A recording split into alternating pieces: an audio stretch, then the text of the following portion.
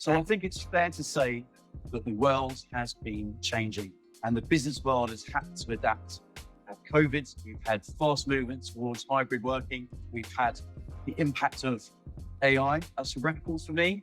Only within the first 20 seconds, we've talked about AI. But the fact is that the world of work is certainly being disrupted. So I think it's really important to be talking about how organizations can adapt and, of course, then thrive because of that adaptation. And just got the perfect person to chat on this. Mary Appleton is here to join me, and we are going to get on with the chat. How you doing, Mary? I'm good, thanks, Chris. Good to see you. Yeah, you too. We've had a bit of green room chat. Yeah, we've prepping for this. I think it was really interesting. I think there's plenty of interesting conversation to be had. There'll be a bit of background noise, but I am actually at the CIPD Festival of Work exhibition in Olympia. So it only just felt right to be doing the episode surrounded by this Festival of Work. And they're touching on the themes that I'm sure we'll touch on today. So I'll stop guessing on. Let's start with a bit of an intro. Thanks, Mary. Tell us a bit about you. Yeah, so thanks, Chris. It's really good to see you today. And I'm just sorry I'm not there with you because I'd love to be at the CIPD's Festival of Work, but I'm up in sunny Yorkshire today. So a bit about me. I am an editorial director and content strategist specialising in HR, business and the world of work. So I've spent my career creating, thought-provoking content and editorial for senior leaders in the HR space with the hope of inspiring long-term change. And I currently work with businesses to help support their content strategy, particularly around future of work issues. Prior to this role, I worked for more than 10 years at an HR jobs platform as their editor-in-chief. So my roots have always been in the kind of recruitment, employer branding, talent acquisition space. I love this space. And while there, I built up a loyal community of senior HR professionals eager to develop their insights around the future of work and what are the trends impacting work. The magazine that I launched became award-winning, and the feedback that we had was people really love the forward-thinking issues that we covered. Yet we also brought a real practical lens to that. So we always aim to answer the why should I care question.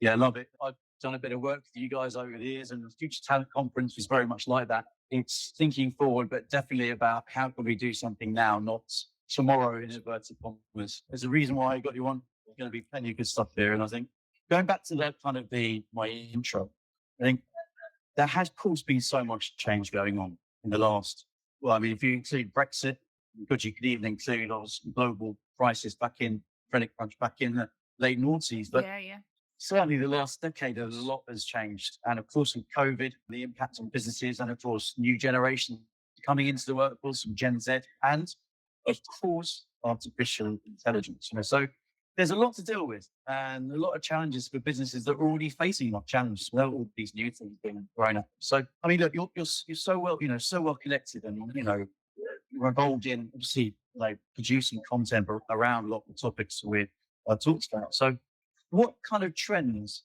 have you seen over the last, 6 to 12 months in terms of the challenges that organizations face? Yeah. Okay. So, as you've mentioned already, there's been so much change around technology, globalization, the environment, sustainability, social consciousness around the globe. The change that's happening in the business world is constant and faster than ever before, right? So that's nothing new. We know that. Yeah. I think what the changes have done is really prompt a radical reimagining of work and what that is. So down to where we work, how we work, why we even work. And then as part of that, we're observing kind of a redefining of management principles. People are questioning the role of businesses, calling into question things like diversity and inclusion, sustainability, environmental standpoints. The way that we look at jobs and how jobs are organised is massively coming into question, and how we organise teams. What is the role of a leader? That's all really, really transforming very, very quickly. Overlaid with that, from a more personal, individualized level, we're all living longer, right? So life expectancy is continuing to rise. And Linda Grattan talks brilliantly about this in her book with Andrew Scott, The 100-Year Life. but no longer are we working or operating in this 3-stage life. So, we used to operate in education, then work, then retirement. That was your kind of 3-stage life. The future of work is very much around a multi-stage life, how she terms it. Because we're all living longer, the thought of doing the same thing for kind of 60 years, that actually provides motivation for individuals to think, okay, I want to continue to learn new things. I want to develop my skills, ultimately carve out a more interesting career path than what's come before. But that then brings challenges for organizations. So I think it's really time for organizations to look at what are the skills that will help individuals within their businesses deal with change, because we know change isn't going away. So things like curiosity, empathy, those are key skills that people will need, as we move into the future. But I think for organizations, that then brings a need for a bit of a mindset shift. So you've got loads of different businesses at very different stages of maturity on this. So some businesses think, yeah, curiosity, empathy, totally get that. We love that. We want to embrace that. And we want to develop that in everybody that works with us. Then on the other end of the scale, you've got organizations who are going, oh, yes, but this is how we've always done things. So we can't move away from that. So I think it's about the challenge that organizations have in the face of all this change is actually getting people comfortable with ambiguity and just forgetting what we've done before. And research does show that those companies who really embrace a kind of growth mindset are more profitable. They have better employee retention. And ultimately, they outperform in profitability. So there's a business case for this. But I think that ultimately is what a lot of organizations are grappling with at the moment. This wouldn't be the first time that I've mentioned this on the podcast, but there is that connection with how we're brought up through education as well, isn't there? So Kenneth Robinson's creativity, schools kill creativity, the rest of the soul, it's one of the most popular TED talks, ever. And there is that thing about not wanting to get things wrong. And at some point, our children are scared of getting things wrong. And part of that's down to the education system. So that does spill into work as well. And I think that thing about not being afraid of experimenting and changing, doing things differently is it's so important. I mean, look, this is not an episode about education, although it could be. Aren't we kind of, in a way, geared up, kind of be a bit risk averse? I mean, it's natural for us to as well, I suppose, as humans, but it's a bit of a challenge given the educational background that we generally tend to receive. Yeah, definitely. The only way to get over that requires a radical kind of mindset shift in society, really. There's a great quote, actually, that I saw somewhere on Amazon's website. So Jeff Bezos has written something like, Amazon is the best place in the world to fail. To invent, you have to experiment. And kind of, having that ethos across the organization, the whole outlook of always learning, always growing, and facilitating that, getting people comfortable with that. Fear of failure is just a massive, to your point earlier. So many people then try things because they're so worried they're going to fail because of, the history that's come before them. So I think that radical mindset shift needs to happen quickly. Okay, so we touched on some of this already, but think about kind of business as usual. Businesses and individuals being used to doing things in a certain way. Yeah. Sounds a bit of an obvious question, but I like asking silly and obvious questions sometimes. Mm-hmm. I don't think they get asked enough. Why is business as usual not cutting it? I mean, look, businesses are thinking, okay, well, look, batten down hatches, we'll get through this like we've done before. Why is business as usual just not the answer? So I think it comes down to talent.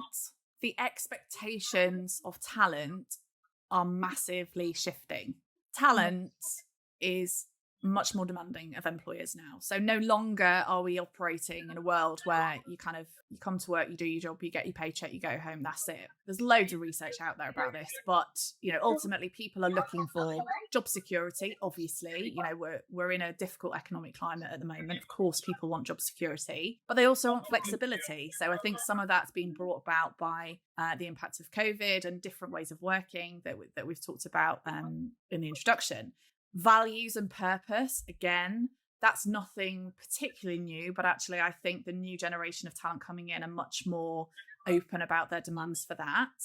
And then also, financially stable employment. So I guess the expectation is that companies will provide more than job and a paycheck. talent really is looking to focus on meaningful work with opportunities to learn, develop, and grow within their jobs. They want flexibility, as I said. They want to know what the company stands for. So ESG is a term that's been bandied around for the last kind of couple of years, but absolutely people are interested in, beyond your sphere of influence as an organization, what are you doing to be sustainable across the piece? That's what people are looking, they're interested in that. And they're looking for a sense of belonging as well. So does this organization's values align with my own? That's a question that a lot of people are asking as well. So with workers demanding this kind of whole package from employers, there's a very big onus on employers to meet those expectations if they're going to attract and retain the best talent, because if they don't, ultimately they will leave and they will go to somebody else who is doing that, particularly around this whole purpose and values piece. The LinkedIn Global Talent Trends last year said that actually the number one way to improve company culture is around professional development. So offering those opportunities for employees to learn, develop, and grow within your organization is really, really important. So I think if organizations can demonstrate that they can invest in you as a person, help you develop your skills, and help educate you on an ongoing basis, that's going to position those businesses with a huge advantage. It's true, actually, and it's kind of that move more into coaching as opposed to, classic training. And so there's a platform called Better Up, which is basically coaching at scale. And that kind of, there's going to be more of those kind of companies emerging where coaching is, whether off the shelf or built internally, it's going to become a much bigger part of someone's career.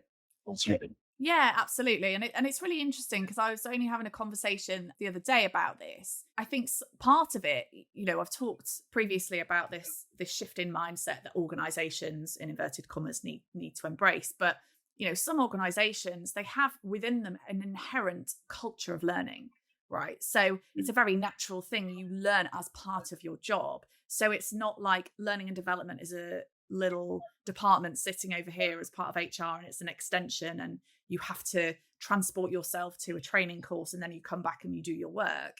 Actually, learning is part of the organizational culture. So it's ingrained in day-to-day life. And I think that is where organizations who want to kind of retain that best talent will be going in the future and are going already. They're providing those opportunities, but they're not seen as separate.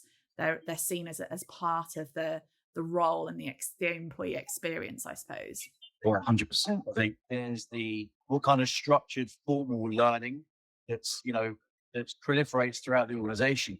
Then also, when you said that, made me think of this thing about, going back to your points about not having that fear of failure. What we talked about, that fear of failure is learning on the job, which means actually being prepared as an individual, as a team, and as an organization to actually not be 100% sure if something's going to work and trying it, because we all know, yes, you can learn till the cows come home and you've got your, you get great experience from that, but there's no experience better than the actual experience of doing it. So I think that's really interesting kind of addition there, which is this thing about the attitude, having the freedom to try things. So if you don't have the freedom to try new things as organizations, then we're not learning, are we? It's just formalized training. Seems to be missing a trick if we're not doing that. Yeah, absolutely. I think it's fundamental to the future of work and how things are going. You have to provide those opportunities and also then upskill people with the confidence to be able to say, okay, tried this, didn't work. Let's look at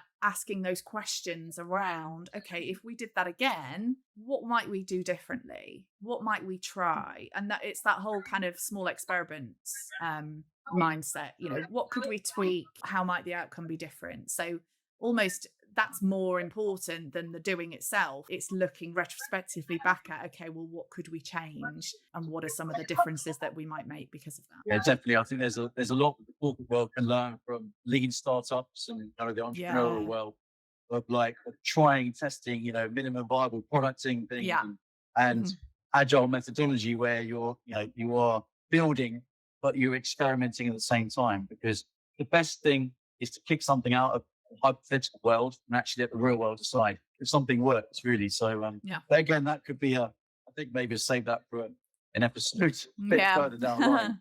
in terms of that. But so I think what I'm particularly keen on doing is going, okay, so how can those businesses prepare or be as actually, no, another question, really. I'm going to merge my two questions together here, is for businesses to be prepared, how can individuals be confident with a uncertain future? Because, oh my goodness, let's take technology as an example. Mainstream, everyone's talking about the metaverse 12 months ago. And then November, OpenAI dropped ChatGPT.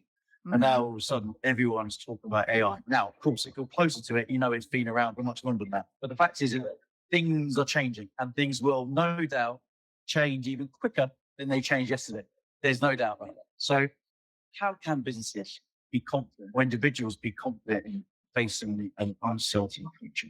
Okay. So it's funny, isn't it? Because ultimately the Industrial Revolution kind of looked to take all the uncertainty away from business. And Margaret Heffernan, the brilliant Margaret Heffernan, talks about this. She's much more eloquent than I am on this subject. But, she argues that because of that, we as a society are so addicted to prediction. We're so addicted to certainty and knowing the exact outcome of something. But that's actually really dangerous. So she argues that we just need to forget all of that now. So again, it's that mindset shift, change the way you look at things. I guess it's the over certainty in our ability to predict outcomes that that's the problem that she's addressing. So we think that we can predict outcomes very, very well, but actually, as we saw with COVID, we absolutely can't do that. So, to your point, organizations, leaders, individuals within them need to be comfortable with uncertainty and become good at experimentation, as we've talked about. If you wait for certainty, Margaret Heffernan says you're too late if you're looking for that. So you need to embrace the need as an individual to constantly adapt, reinvent yourself and learn. So we talked about the need to constantly learn with the work with 100-Year Life and Linda Grettin. I think as an individual, you will find it easier to face disruption and thrive in today's turbulent times if you can think, okay, I need to constantly be adapting, be very, very agile and reinvent myself. So I think some of that is around developing what is termed learning agility. What are the skills that I might need for the future that are going to help me face all sorts of different scenarios when I can't even predict what those scenarios might be. The problems that we face at work and the problems that organizations face and the challenges that they face as we navigate the future are only going to get more complex. They're only going to get more uncertain. So you can't, to Margaret Heffernan's point, you've got to forget the whole predictability piece. And it's about, okay, what are the skills that are going to help me be more agile? So, those skills are things like embracing innovation, being calm, being reflective, being open to challenge, being able to communicate with others. So I think a big piece is around how teams work together and how individuals develop the self-awareness to understand how they play a part in a team, and being open-minded as well. So resisting that urge to, I guess, become defensive or worried in the face of adversity, because guess what? Adversity is around every single corner. So you've got to be comfortable with that. I think it's also about, as an individual, recognizing there's not actually one answer to a question. So there's probably multiple different things that you could do and try. Having the opportunity to talk through uncertainty, to understand ambiguity, and knowing lots of different options, that's actually a really good thing. As an organization, just facilitating that. So giving people in your team or in your business the opportunity to experiment and then learn from that, as we talked about in the previous question. I think that's really important too. I've heard this phrase a lot over the years and probably used it myself, especially in my project management days, integrated marketing days, project management as well, is right first time. Yeah. Especially agencies saying that, we get things right first time. Now, of course, there are fundamentals that you need to get right and try and get right first time. But that phrase itself, which can be seen as a solid, dependable delivery thing, actually is a massive hindrance, because then people are scared to not get it right first time. How are you going to do new things if you're scared about doing something new and not getting it right first time? So what I use a lot is that thing about saying, what do you think? This is my view on it. What do you think? Yeah. I haven't got all the answers. Well, what do you think? But again, I think this goes back to the kind of education. Talking generally, of course, but I think still relevant is this thing about the fear of getting things wrong Yeah. and saying, I don't know the answer, and asking the silly questions. But actually, if you have that confidence, or you gain confidence by saying, I'm not sure what the answer is, let's figure that out together. I think that's quite freeing, it's quite liberating to be able to do that. And I think then that trickles out into lots of other things in terms of teams and departments and ultimately organizations. I would totally agree. But I think as well, it's been a theme of this conversation in terms of what I've said. But I think for people who perhaps have been in their careers a little longer, it requires a real mindset shift to start thinking like that, because up until this point, or certainly not that long ago, people looked up to leaders to think, okay, they've got all the answers. So to suddenly subvert that model and say, do you know what, I don't know everything, that requires a real mindset shift, I think, on the part of particularly senior people. Oh my goodness, yeah. Oh, there's a whole load of stuff there, isn't there, in terms of not being the most dominant person in the room because you're the leader. You feel you have to be the most vocal person. Where actually, if you step back, just let the conversation, flow, and you get great ideas from that. I mean, there's a whole load of things we can talk about. We could talk about there. My goodness. Oh, definitely. And COVID kind of surfaced a bit of that, didn't it? So, the feedback was people actually really welcomed CEOs and senior people being very, very vulnerable and leaning into vulnerability. But then there's a danger that, oh, right, COVID's finished now, so we're just going to go back to how things were, in inverted commas. So I think the organisations and the leaders that recognise that we don't go back, that's not going to be helpful. To your point, it's really, really freeing, and actually will end up with better outcomes for the business and ensure that the organisation is much more sustainable, because there's all sorts of different things in play, but not least that talent is looking for leaders like that. No longer this whole top-down management style. It's not what people are looking for in general. Exactly. And then, oh my God, yeah, there's great positive implications in terms of giving people. I'm going into Dan Pink drive territory here. Watch out. Love it. Warning. Autonomy, mastery. Yeah, purpose. What's the third thing? What's the third thing? Purpose. Purpose. Of course. Sorry, Dan Pink. Of course, Daniel Pink is listening to this podcast, so I apologise for missing the purpose thing out, which of course is very important. But yeah, I mean, the implications on that is that then leaders take a step back at the right time. Yeah. Then people do get that more mastery. They do get that more sense of autonomy. They do, and if that's connected with the right purpose that fits with them, then, fantastic. I mean, I'm actually here with good friend and leadership consultant, Sean Hagger. We did an episode last year. We talked about, the role of leadership and actually thing about having trust, leadership, having trust in individuals. And just by having trust in individuals, that kind of frees them up to build more autonomous and gain mastery over what they do. So I'll really drop a link to that episode in the episode description. Bit of a personal story. I don't think I have mentioned it on the podcast, but that thing about freedom. I remember doing my GCSE chemistry and being told, you're not particularly good at your mocks, so you're not going to get a good grade.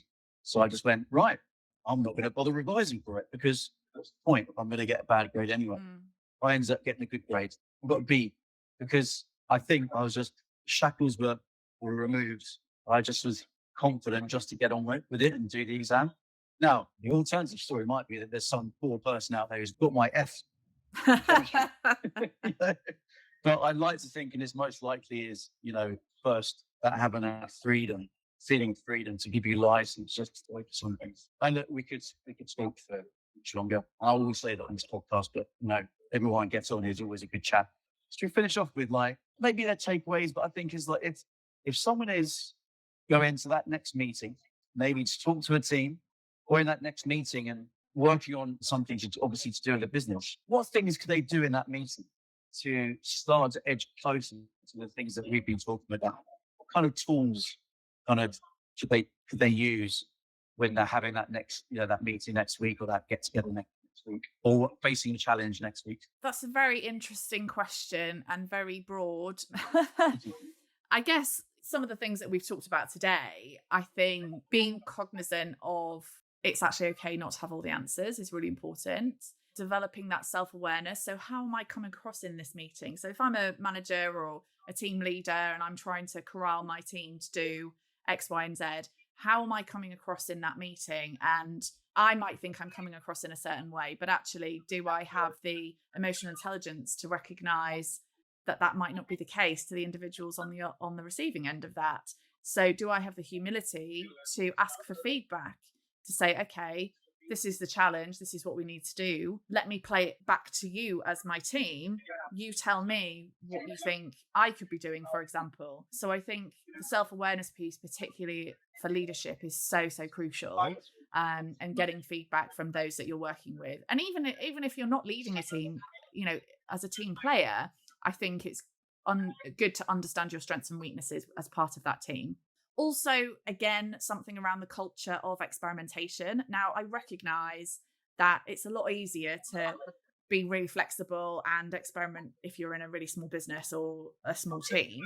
Less so in a big corporate where you are perhaps sometimes constrained by all sorts of different layers of different things. However, there is always a place for a sphere of influence for an individual to try new things. And I think also, I guess the third thing I would say is around just being comfortable with change. Like actually, we've talked about not having all the answers, but also being comfortable with, okay, I don't know what's around the corner. I don't know what the challenges are, and that's all right. So again, that Margaret Heffernan philosophy, we can't predict the future. And if you try to do that, then you're already behind. So let's forget that mindset and embrace one where we go, okay, yeah, change might be uncomfortable. It might have previously been uncomfortable, but let's lean into that and just see what happens. And I think if I can have a fourth one, I think that continuous learning and growth is really, really important. So what can I be doing within my job, my role, to learn new skills, hard skills, soft skills? What are the soft skills that I can be developing as I move through, the next month, year, whatever, to really strengthen myself and ultimately, keep me really engaged and better at what I do and also give me purpose and meaning. I think those are kind of the key things for me. Well, actually, you're right about the purpose is particularly important, isn't it? Because I think if the purpose of the organisation is aligned with what you want to get out of life, not to say obviously there's more to life than work, but it's a big part of life for sure.